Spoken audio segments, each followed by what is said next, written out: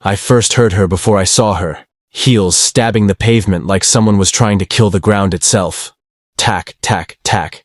Each step was fast, sharp, irritated. The kind of walk someone practices when they want the whole neighborhood to know they're angry. My wife, Sarah, nudged me lightly as we unloaded groceries from the truck. "Brace yourself," she whispered, not even bothering to look up. "Karen, radar just beeped." I smiled, but only for a second, because the footsteps stopped right behind us. "There you two are," Karen exhaled dramatically, like she'd been searching the Sahara for us and not, walking 20 feet across her lawn. "We need to talk. Again." I took a slow breath.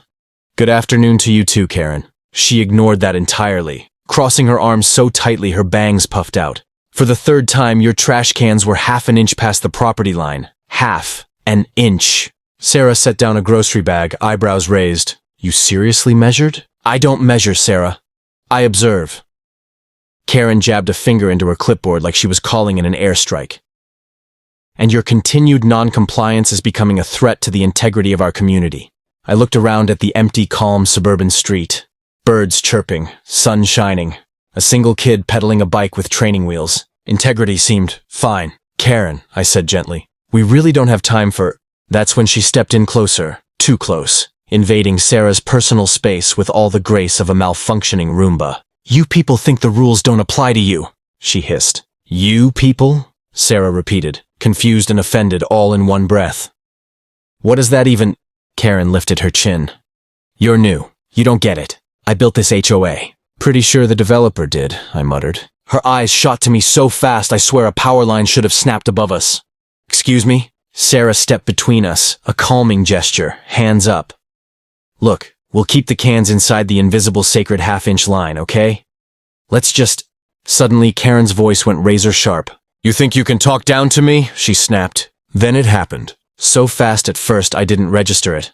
Her hand lunging out, fingers hooking around the base of Sarah's throat. My heart detonated. "Hey!"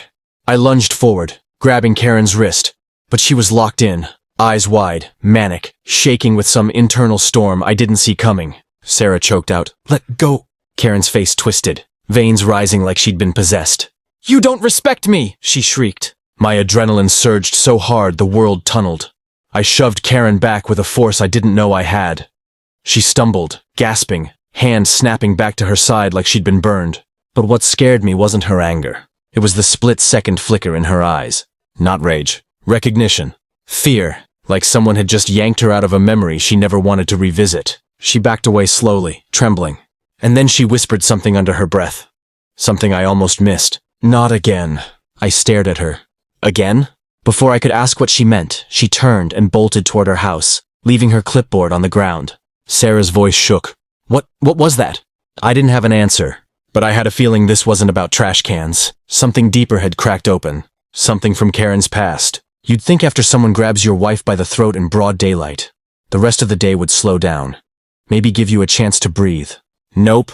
That evening felt like the universe had its finger on the fast-forward button. Sarah sat at the kitchen table, a cold pack pressed against her neck, her breath still uneven. I hovered like an anxious drone, pacing in circles. "You okay?" I asked for maybe the 20th time. She gave me a tight smile. "Physically? Yeah. Emotionally? I don't know." That look in her eyes was... She shivered. Not normal. She wasn't wrong. It wasn't just aggression. It was something else. Something that didn't belong in a quiet suburb with polite landscaping and HOA newsletters. I checked the window. Karen's house was dark, curtains drawn, not a flicker of movement. "Should we call someone?" I asked. Sarah leaned forward, fingers drumming lightly on the table. "I don't want to make it worse. She already behaves like we're her personal enemies." "Well, she assaulted you," I reminded her, trying not to raise my voice.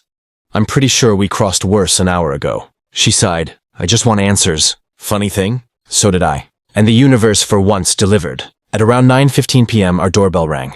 Not a polite ring. A rapid, nervous, "please open up right now" ring. I opened the door to a man in his 60s. Gray hair, HOA windbreaker, clipboard in hand. "Of course." "Evening," he said, shifting his weight. "Name's Mark. I'm the HOA vice president. We need to talk. About Karen." Sarah came to the door holding the ice pack. Mark's eyes widened. "Ah, so it's true. You mean her grabbing me?" Sarah asked, voice steady. Mark exhaled slowly, leaning against the doorframe. I wish I could say I'm surprised. But this was always going to happen eventually. I felt a knot tighten in my stomach. What does that mean? He looked around nervously, then stepped inside. I shouldn't be telling you this, he said, lowering his voice. Karen's past is complicated. Oh great, I muttered. Is this the part where you tell us she used to run a secret HOA dictatorship in another state? Mark didn't laugh. Instead, he closed the door behind him and spoke in a tone I'd never heard from an HOA official. Karen wasn't always like this. But ever since she came back from military service, she's changed. The anger, the panic attacks, the outbursts, they're triggers. She tries to control everything around her because she couldn't control what happened to her. Sarah exchanged a glance with me. Military service? She repeated. Mark swallowed. She was discharged after an incident overseas. Something traumatic. Something she never talks about. We were told never to bring it up. I crossed my arms. So we're supposed to excuse her attacking people? No, he said firmly. But you need context. Karen's been trying to hide her past for years. She's terrified someone will find out what actually happened. If you push her now, she'll snap. Worse than before. Wonderful, I muttered. So she's unstable and dangerous. Mark didn't deny it. And that's not all, he added quietly. Earlier today, after the incident, she asked me something. He hesitated, face tightening. Sarah frowned. What? Mark looked directly at us, eyes full of concern. She asked if either of you were military.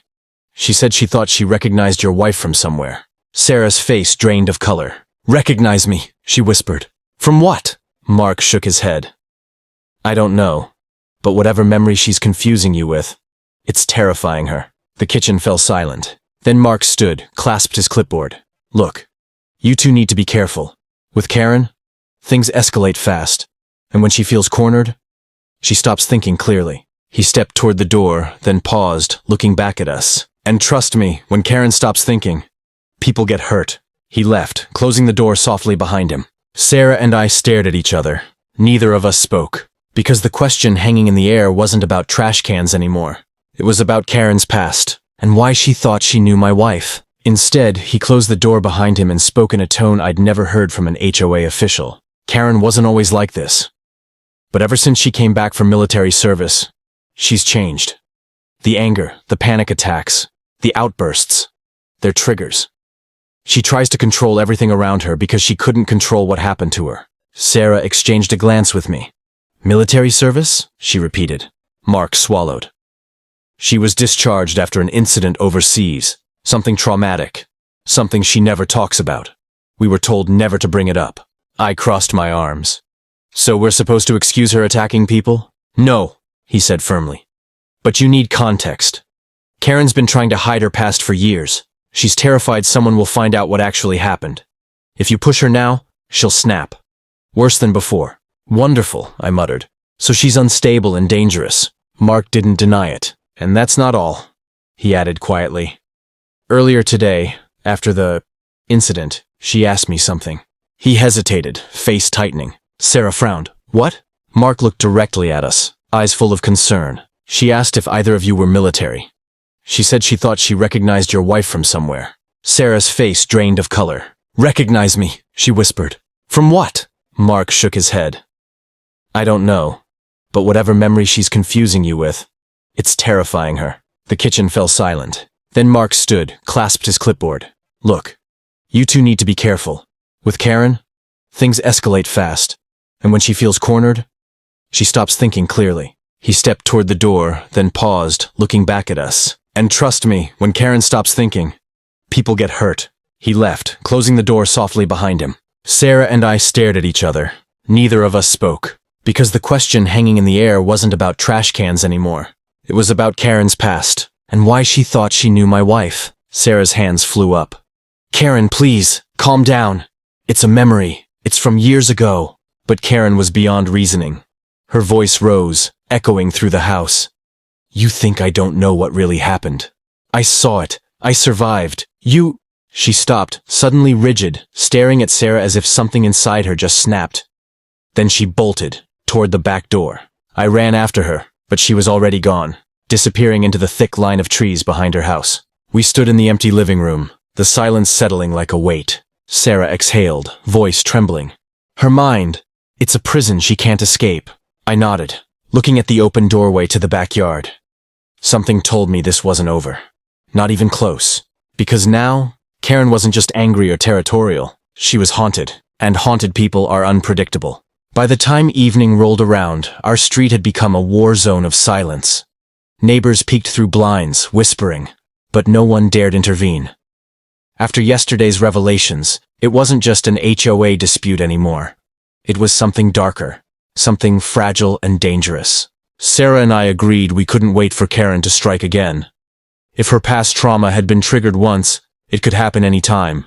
And we needed a resolution before anyone else got hurt. We approached her house cautiously, hearts hammering. The front door was cracked open again, just like yesterday.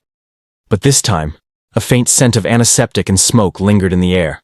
Like someone had tried to clean up a mess they couldn't undo. Stay close, I whispered, gripping Sarah's hand.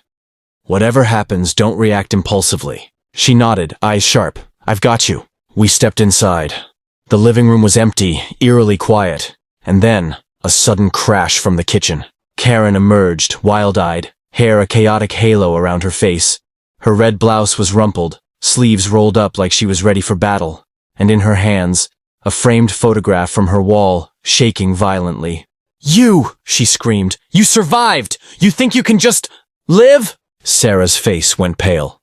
Karen, listen to me. This isn't me. You're remembering someone else, someone from your past. Karen's eyes flickered with doubt for a moment, just a flicker. But it was enough. She hesitated, and that hesitation gave Sarah the courage to step closer. Voice calm, but commanding. Karen, look at me. Breathe. You are safe now. No one's dying. No one's leaving you behind. This isn't real. It's a memory. It's gone. Karen's hands trembled, and the photo slipped from her grip, clattering to the floor. She sank to her knees, face buried in her hands, shoulders shaking. For a heartbeat, there was silence. Then softly, almost inaudibly, she whispered, I thought I failed. Sarah knelt beside her, placing a steady hand on Karen's shoulder. You didn't fail. Not anymore.